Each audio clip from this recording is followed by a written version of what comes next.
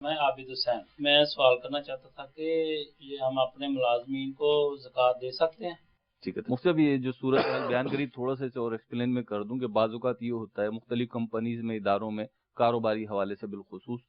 ملازمین کی مختلف کیٹیگریز ہوتی ہیں، کچھ ہائی لیول پہ ہوتے ہیں، کچھ لو لیول پر ہوتے ہیں۔ جو لو لیول پر ملازمین ہوتے ہیں ان کی تنخواہیں بڑی محدود ہوتی ہیں اور بڑی یوں کہ لیں ہینڈ ٹو ماؤتھ ہوتے ہیں، ان کی تنگ دستی کا مالکان کو احساس ہوتا ہے۔ تو بالخصوص جیسا کہ ہمارے عرف میں، ایشیا کے، پاکستان کے عرف میں یہ کہ رمضان شریف میں خصوصیت کے ساتھ صدقہ و خیرات کرتے ہیں اور زکوٰۃ بھی نکالتے ہیں، تو وہ چاہتے ہیں کہ ہم اس صدقہ و خیرات اور زکوٰۃ میں سے اپنے جو ملازمین ہیں ان کو بھی کچھ دے دیں تاکہ ان کا بھلا ہو جائے، یا ان کے یہاں کوئی تقریب آ گئی ہے شادی وغیرہ کی تو اگر ملازمین کے ساتھ یہ طے کر رکھا ہے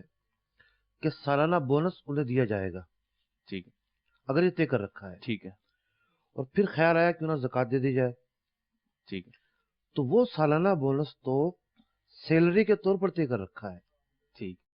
تو وہ زکوٰۃ سے نہیں دیا جا سکتا۔ ٹھیک ہے، وہ زکوٰۃ سے نہیں دیا جائے گا۔ زکوٰۃ جہاں دینی ہے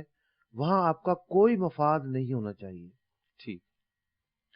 اس موقع پہ زکوٰۃ دینی ہے۔ ٹھیک، کوئی منفیت نہ ہو ہماری۔ مطلب پہلے سے طے شدہ اگر وہ واجب الادا پیسے ہیں جی، تو وہ تو آپ کو دینے ہیں، ٹھیک ہے، زکوٰۃ تو اس کا حصہ نہیں بن سکتی۔ صحیح،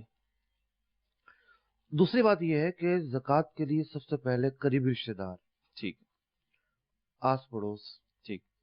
اور اس کے بعد جو ہم پیشہ لوگ ہیں کتابوں میں لکھا ہے کہ اس کا تیسرا چوتھا نمبر آتا ہے، ٹھیک، تو ان کے جو ملازمین ہیں وہ ہم پیشہ لوگ ہیں ایک طرح سے، صحیح، ٹھیک ہے، یہ مالک ہیں وہ ملازمین ہیں، ٹھیک ہے، درجے کا فرق ہے۔ لیکن معاملہ یہاں پر یہ ہے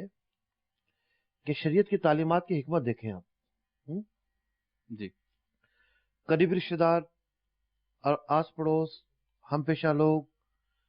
کیونکہ ہر آدمی پر ایک پردہ ہوتا ہے، اس کے حالات سے کوئی واقف نہیں ہوتا، لیکن جو ہمارے رشتہ دار ہیں ہم ان کے حالات جان رہے ہوتے ہیں، بالکل ایسا ہے۔ جو ہمارے ساتھ کام کرتے ہیں یا جو ہمارے ملازمین ہیں ہمیں ان کے حالات پتہ ہوتے ہیں، تو اس لیے زیادہ تاکید ہے اگر وہ مستحق زکوٰۃ ہیں انہیں زکوٰۃ دی جائے، لیکن کسی قسم کی پہلے سے واجب الادا ادائیگی کی مد میں نہ دی جائے